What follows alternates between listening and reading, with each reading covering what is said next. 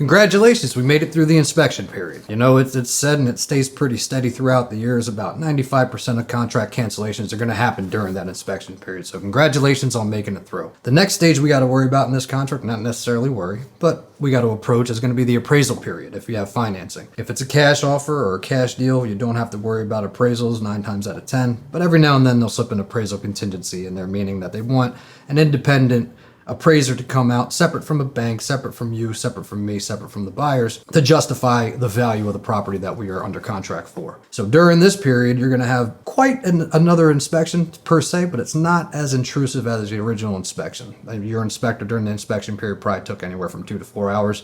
Typical appraiser is going to take about 30 minutes. During this period, we're going to have it scheduled. You'll be notified of it well in advance, and the appraiser is going to come out. They're going to take some photos of the outside of the house, take some measurements, and then they're going to go inside, again, taking some photos, taking some measurements.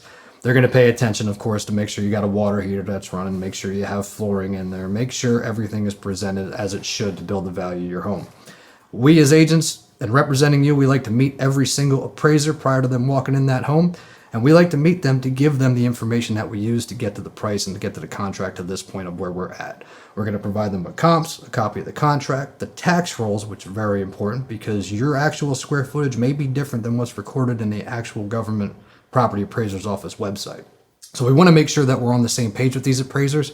We also want to make sure that we have a nice relationship with them. That way, if they do have any questions, they can contact us and we can kind of help them along with the process.